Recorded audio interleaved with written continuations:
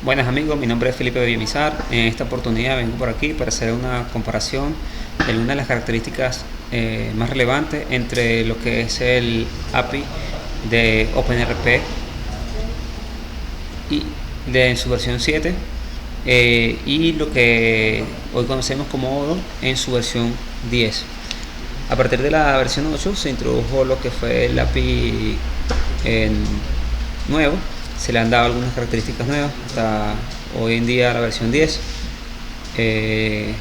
Voy a hacer un pequeño análisis comparativo de algunas principales características. No vamos a hacerlo todo a profundidad, sabemos que es un grueso, pero mi idea con este video es que ustedes tengan una idea de cómo trabaja en el API o cómo trabaja el API o cómo trabaja así, porque usted puede incluso desarrollar con el API viejo e instalarlo en el Odoo versión 10 y por lo general va a funcionar bien siempre y cuando en la relación de los objetos existe la coherencia que en la versión que usted está instalando o que va a instalar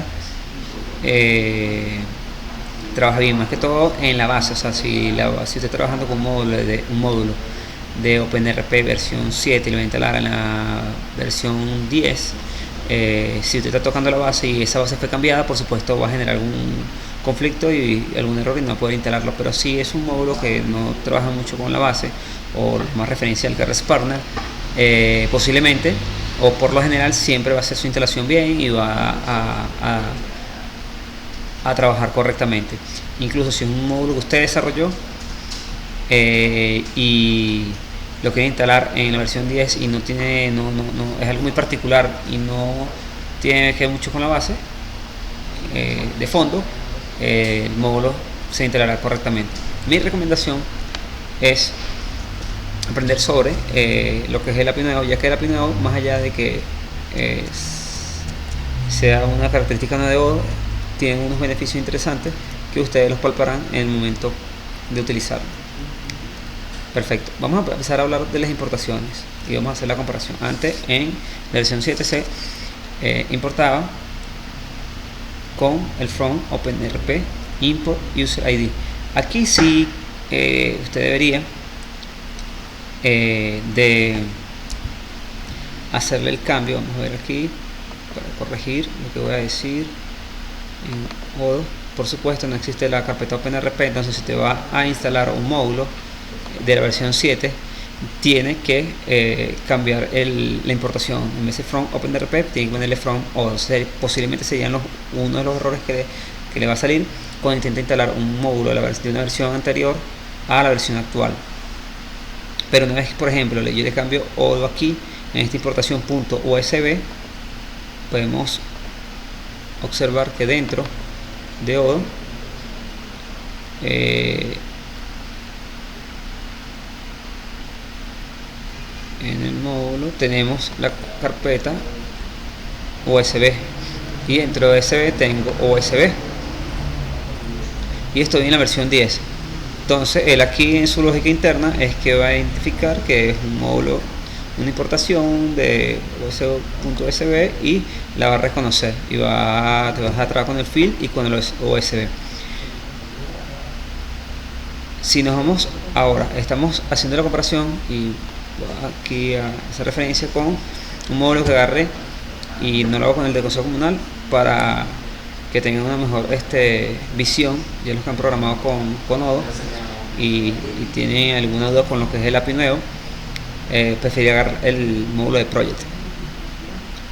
Perfecto.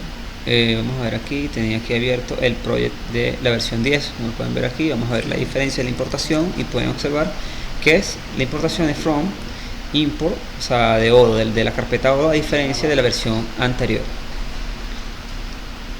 Perfecto. Vamos a seguir bajando, pues hay que otras características conseguimos interesantes. Vamos a ver aquí cuando nosotros declaramos, ya que Odoo, para los que no han visto los otros videos, les recomiendo que vean los videos cuando tenemos de la versión 8. Hay bastantes ejemplos de cómo se desarrolla en esta versión. Algunos videos me pido disculpas porque no tienen un audio correcto, tienen un sonido de fondo, un ruido de fondo, fueron los primeros videos que grabamos. Otros no tienen un audio muy óptimo, si suben volumen lo consiguen, y después creo que el sexto, séptimo video empezamos a corregir unos detalles técnicos ahí. Nosotros nos dedicamos a lo que es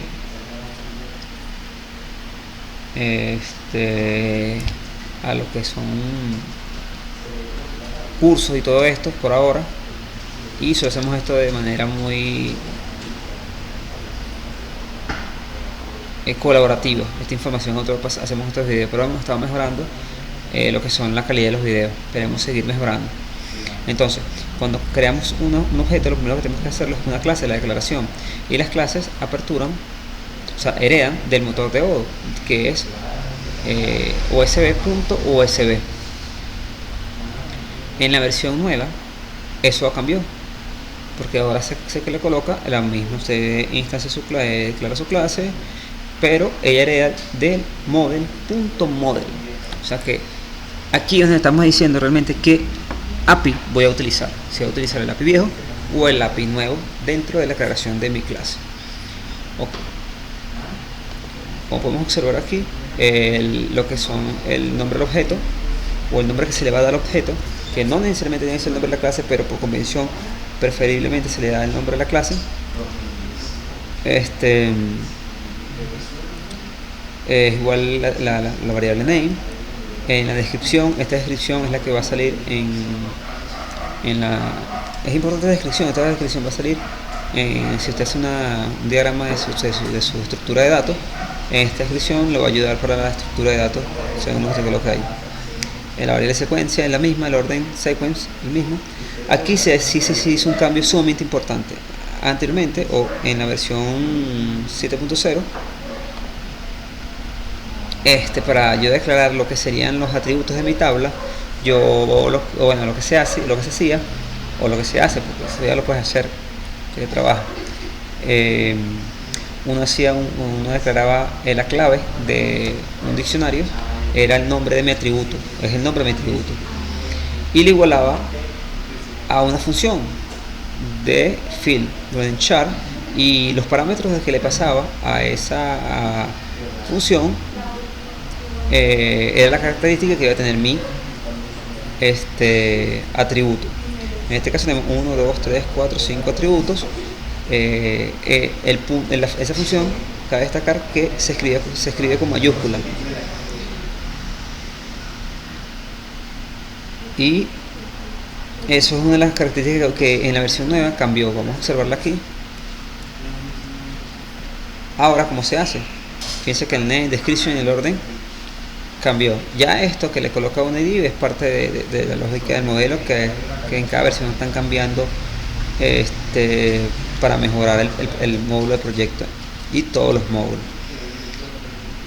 Fíjense que ahora no se trabaja con un diccionario, se trabaja con variables directos. Yo declaro mi variable, esa variable mientras se iguala en el field, y ahora el char, que es el tipo de dato, lo coloco en mayúsculas. Si lo coloco en minúsculas genera un error, va a decir que ese objeto no apunta, no tiene relación con ningún atributo llamado char con minúscula. Podría caer con confusión, tiene que colocarlo en mayúsculas y colocarle, al igual que en la versión anterior, los atributos de las características como usted quiere que se comporte ese atributo en la base de datos. Y como pueden ver, usted declara cada atributo de su tabla, de ese objeto, y el tipo de dato lo va colocando.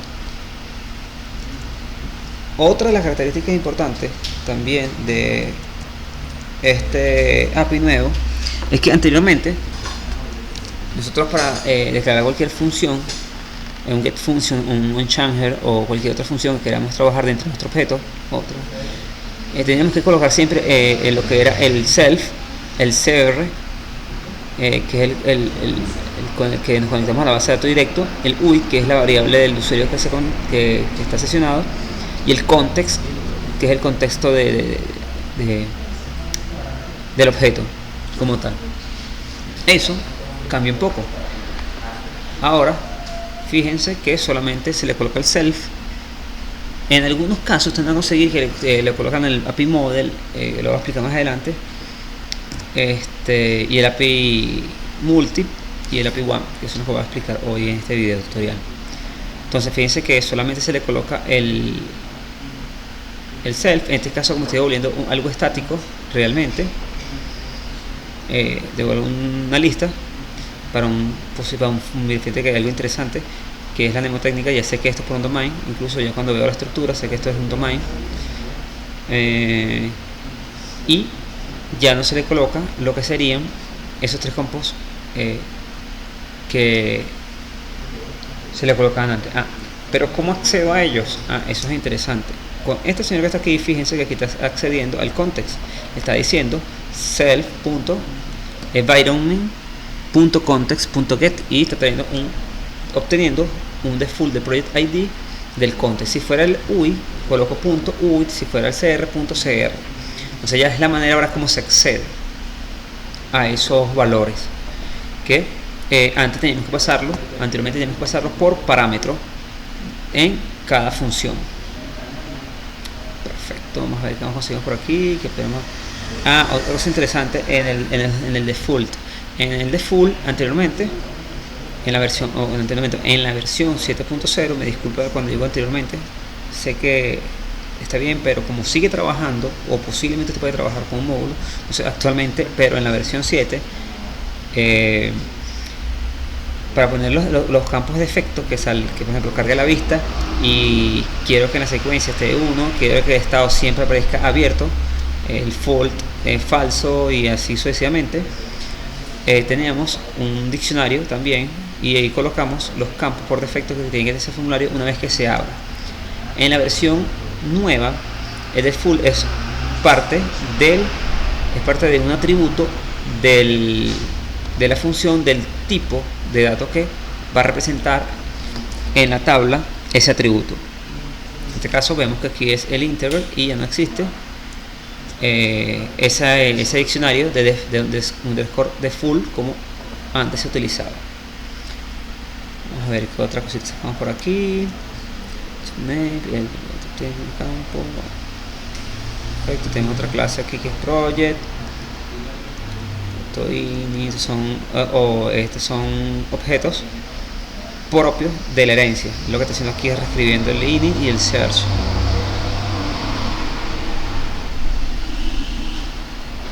Vamos a ver qué por aquí. Bueno, creo que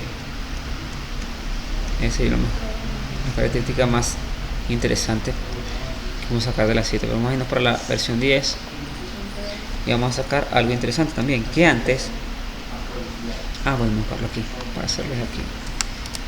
Antes podíamos hacer on change. Fíjense que otro tengo por ahí. Ok,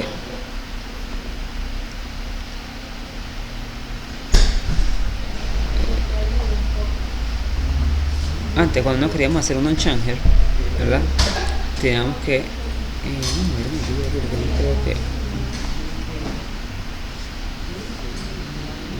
creo que tiene que ver otro, o sea, ese propio de project channel.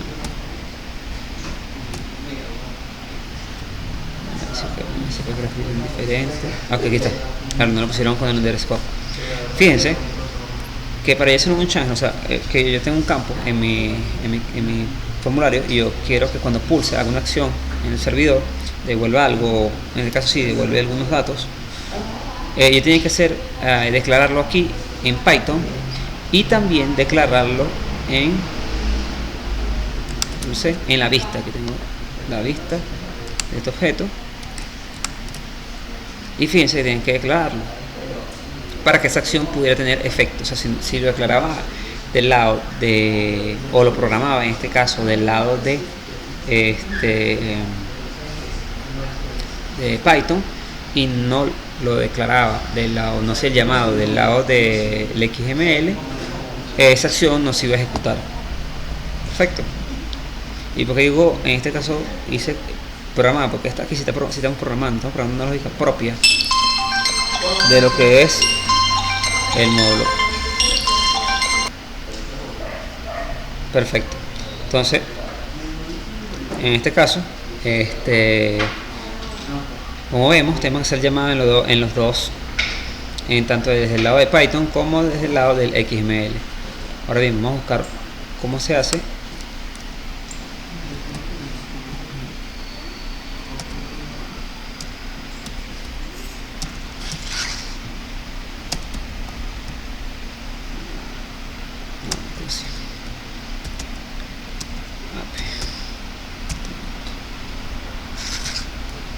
Fíjense que ahora solamente desde el lado de Python declaro lo que va a ser la acción y coloco el campo que está relacionado a esa acción, y con eso es suficiente para que él ejecute lo que yo programe aquí, la lógica que yo programe para la acción. O sea, ya no interviene lo que sería en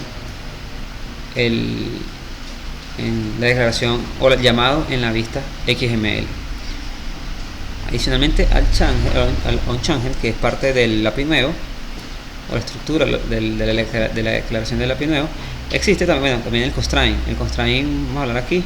Antes del constraint era, vamos a decir, tenemos aquí un constraint, pero que lo veamos hacia adelante. A ver si tenemos un constraint. No tenemos un constraint, era una variable. Ustedes lo pueden ver en otros modelos, como pueden curiosear dentro del código. Era una variable donde uno le decía el constraint, y aquí estamos diciendo el day. Aquí como que va haciendo una condición entre la fecha de inicio y fecha final. Si algo alguna lógica aquí de mayor o menor lanza un error. El model, que es a veces que no se puede, cuando utilizo el model está relacionado al modelo y él devuelve siempre el ID. En este caso, pues se está viendo aquí, pero estoy viendo que tengo unos campos. Si no son los tradicionales que trabajábamos aquí, que son estos, el CR, el UI, el UIDS, el val, el context, depende del método, es porque son propios del campo. En este caso, porque este creo que es está reescribiendo un método del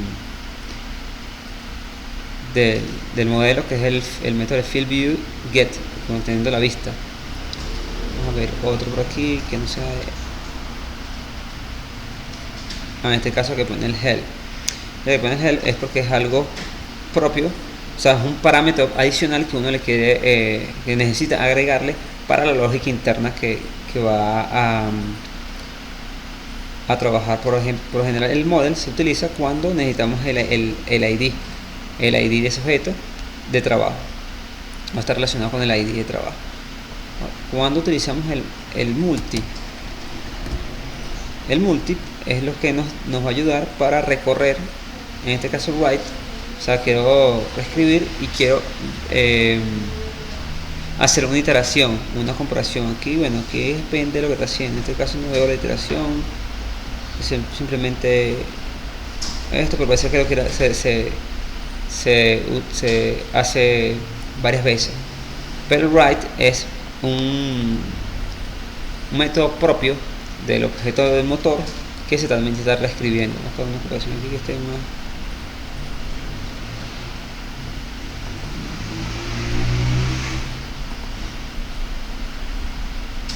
Sí, bueno, por ejemplo es que lo necesito usar, se necesita tener o trabajar con varios registros. Es el API. Y el one, que es el que a veces vemos que es el API one, es cuando lo que trae en el self siempre es un solo registro, o sea, es self. Cuando traemos, por ejemplo, partner, self partner, y lo que está dentro de lo que trae el browser es un solo registro, o siempre trae con un solo registro, se utiliza el API one. Cuando vamos a trabajar con ResPartner, que es el modelo y tiene dentro de ese objeto tiene 5 registros, utilizamos lo que es el multi, el API multi. Bueno, compañeros, con esto espero que les haya quedado un poquito claro o puedan tener una visión más un poquito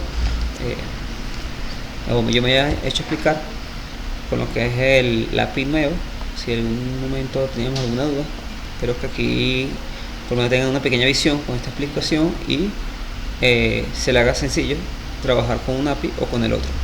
Bueno, muchas gracias.